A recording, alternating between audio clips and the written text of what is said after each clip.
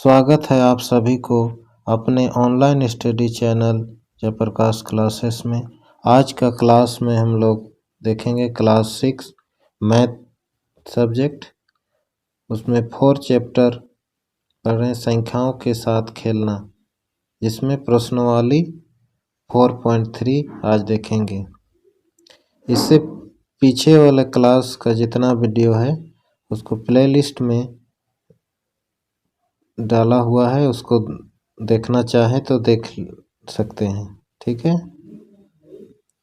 तो पहला प्रश्न हम शुरू करते हैं। इसमें निम्नलिखित संख्याओं का अभाज्य गुणनखंड विधि द्वारा मौसा ज्ञात कीजिए। मौसा ज्ञात करना है, तो मौसा क्या है उसको पहले जानते हैं। मौसा महत्तम समावर्तक।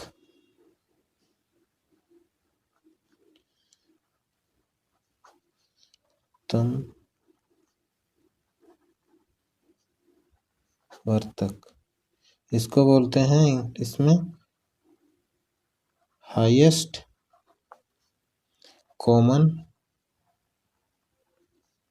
फैक्टर। ठीक है, महत्तम समावर्तक को हाईएस्ट कॉमन फैक्टर।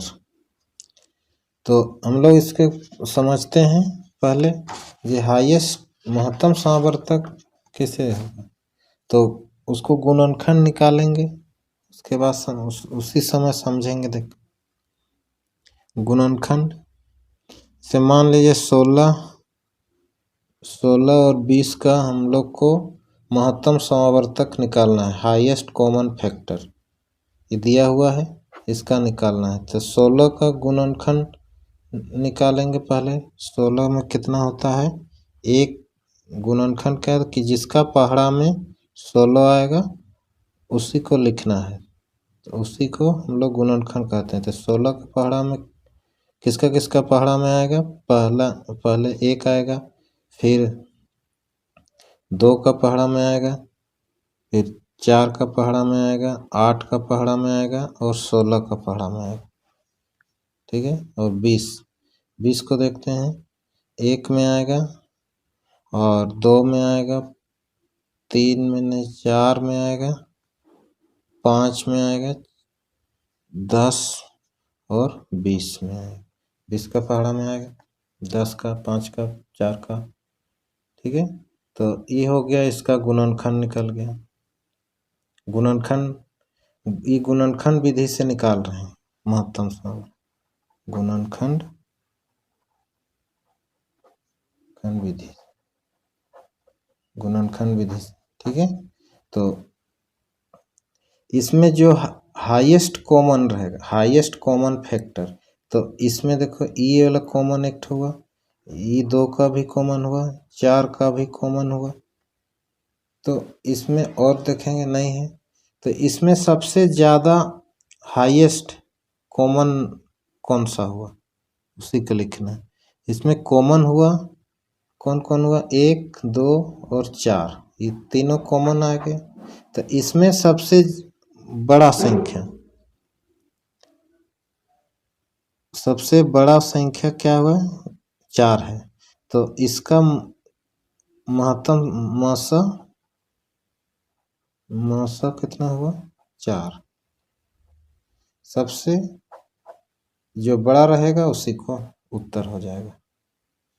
ठीक है, तो अब अभाज्य गुणनखंड विधि से मौसा ज्ञात करना है। पहला प्रश्न है, ये गुणनखंड विधि से हुआ, अब अभाज्य गुणनखंड विधि से।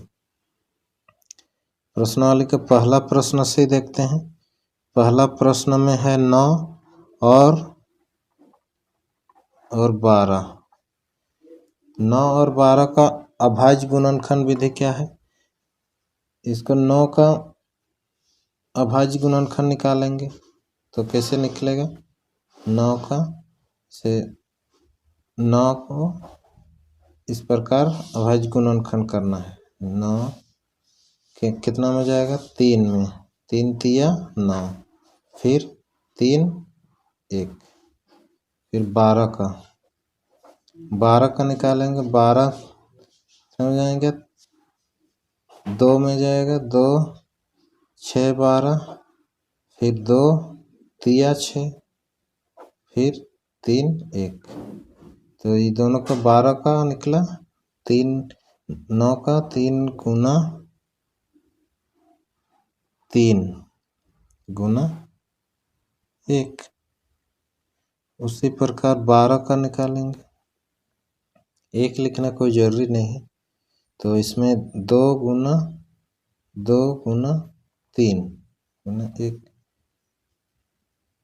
तो इसमें देखेंगे कॉमन कौन कौन हो रहा है। इसमें कॉमन सिर्फ एक तो हो रहा है, 3 कॉमन हो रहा है। इसमें हो गया 3 कॉमन मिल रहा है, और ये 1 कॉमन मिल रहा है, तो उसका कोई मतलब नहीं है। तो 3 कॉमन मिल गया। इसमें 9 और 12 का मौसा बराबर 3 हो गया। तो यही अंतर। और एक ठो बनाते हैं, उसके समझ में आ जाए क्लियर।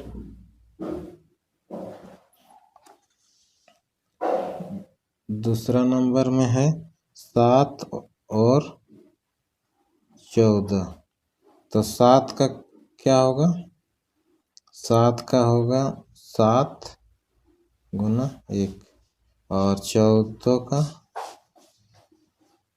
7 गुना 2 गुना 1। तो इसमें 7 कॉमन आ रहा है, तो इसका मासा कितना होगा? 7 और 14 का मासा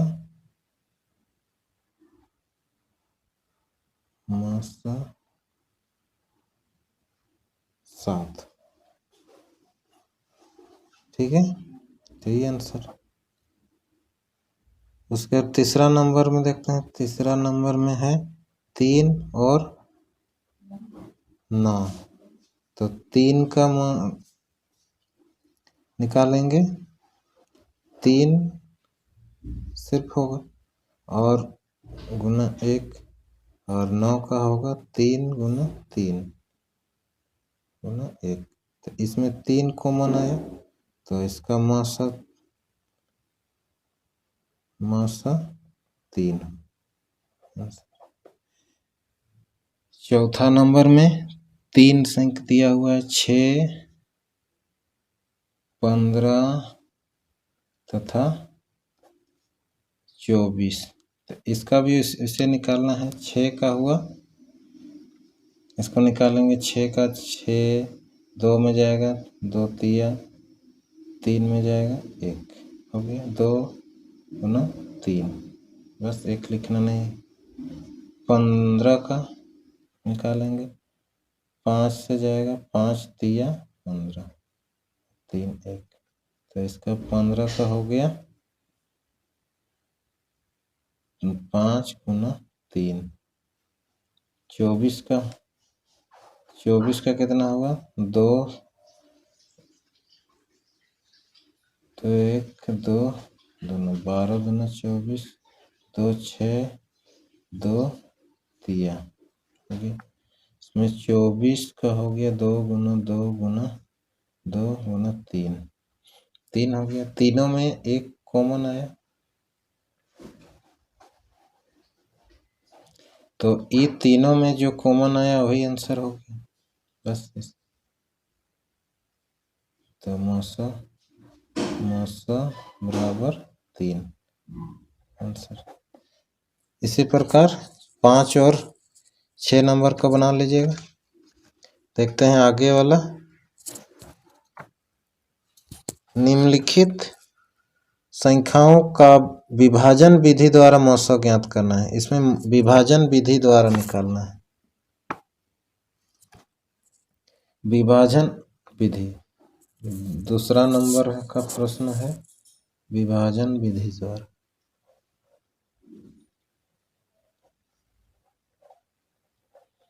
विधि द्वारा मौसा निकालना है। तो पहला प्रश्न है 16 तथा 8 4 6 846। ये तो बहुत बड़ा संख्या है। दूसरा वाला पहले बनाते हैं। दूसरा वाला में है 12 तथा 64। छोटा वाला समझते हैं फिर बड़ा वाला बनाएंगे। तो इसको बनाते तो इस भाग विधि से, विभाजन विधि। तो 12 ये है 12, इसे 64 को भाग देंगे इससे, इस तरह। तो 12 5 60, 4 आया। तो फिर इसको शेष, जैसे जनरली भाग देते हैं तो ये शेष हो जाता है, तो हो गया। लेकिन ये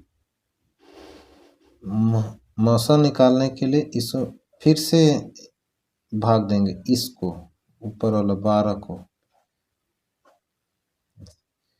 तो 4 तिया 12, तो पूरा चल गया। तो इसमें जो लास्ट में जिससे भाग दिए वही उसका आंसर हो गया। तो इसका आंसर, इसका मौसा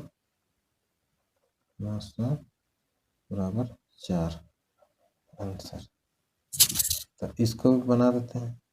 16 8 4 6। तो 16 देखते हैं, 16 5 80, 16 5 80 4। अब ये 4 बच गया तो 4 नीचे आया, तो इससे इसको भाग नहीं देना, इसको पूरा भाग दे लेना होगा। इसलिए यहाँ 6 बचल है तो 6 को उतारेंगे। नहीं तो इसके जैसा 12 को ऐसे 16 को भाग नहीं देना है, कि इसको पूरा भाग दे लेंगे, उसके बाद जो होगा उसमें करना है। तो 16 दूना 32, 16 दूना 32, ये हो गया 4 1 14। अब 14 आ गया, अब उतारने के लिए नहीं है तो इसलिए अब 16 यहाँ 16 से भाग देंगे। 14 का 14, यहाँ कितना 2 2 बचा, यहाँ 14, तो यहाँ 7, पूरा हो गया। तो इसका आंसर हो गया 2, मौसा बराबर 2 आंसर। समझ गया। और एक आध बनाते हैं।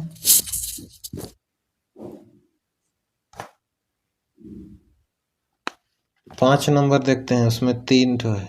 5 नंबर एक ठो बना, 5 नंबर 15 45 और 85, 15 45 और 85। तो इसमें भी वैसे ही करना है, 15 से इस 45 को भाग देना है, 15 तिया 45, कुछ नहीं बचा। तो यह बचता तो उससे आगे वाला करते, इसलिए नहीं बचा, इसलिए 15 से इसको भाग देंगे। फिर 15 85 को भाग देंगे। यहाँ जो यहाँ बचता तो इससे भाग देते उसको 85 को, लेकिन नहीं बचा, इसलिए 15 से इसको भाग देंगे। 15 5 85, ये भी कुछ नहीं बचा, नहीं 15 75 75 होगा, 10 बच गया। तो इसमें हो गया 15, एक में जाएगा 10, 5 हो गया, 5 10, तो 5 दूना 10। तो इसमें आंसर हो गया 5, मौसा बराबर 5 आंसर। ठीक है, समझ गए। तीसरा नंबर प्रश्न है एक बगीचे की लंबाई 65 मीटर तथा चौड़ाई 35 मीटर है। अधिकतम लंबाई वाला मीटर का मापन ज्ञात कीजिए जिससे बगीचे की लंबाई और चौड़ाई दोनों का पूरा माप सके। इसमें भाषा में दिया हुआ है, लैंग्वेज में, तो इसमें घबराने की बात नहीं है, इसमें सिर्फ वही निकालना है। ठीक है। तीसरा नंबर में इसमें लंबाई दिया हुआ है 65 मीटर और चौड़ाई दिया हुआ है 35 मीटर। 35 मीटर, तो इसमें 35 से इससे 65 को भाग देते हैं।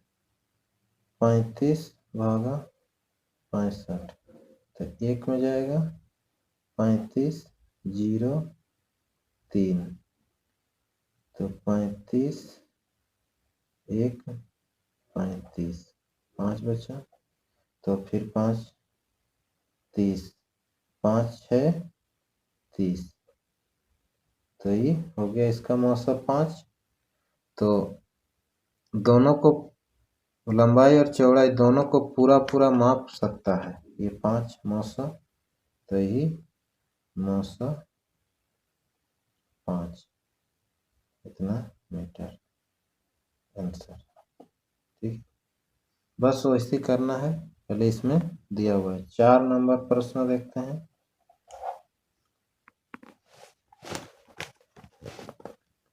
5 किलोग्राम सोयाबीन, 15 किलोग्राम बादाम और 45 किलोग्राम चना को मिलाकर छात्रों के बीच बांटना है। प्रत्येक छात्र को अधिकतम कितनी मात्रा दी जाए कि सभी को बराबर मिले। इसमें भी ऐसे ही करना है। 5 केजी और 15 केजी और 45 किलोग्राम, 45 किलोग्राम। तो इसमें भी उसी मौसा निकालना है। 5 से भाग देते हैं 15 को, 15 दिया नहीं, 5 दिया 15, कुछ नहीं बचा। फिर 5 को 45 से भागेंगे, 5 को 45, तो 5 9 45, तो इसमें भी कुछ नहीं बचा। तो ये इसका मौसा 5, तो इसमें भी 5 आंसर हो गया, इतना किलोग्राम आंसर। ठीक है, समझ गया। इसी प्रकार बनाना है, जो बाकी छूट गया है उसको बनाइएगा, फिर आगे के क्लास में अगला चैप्टर पढ़ेंगे। ठीक है, थैंक यू।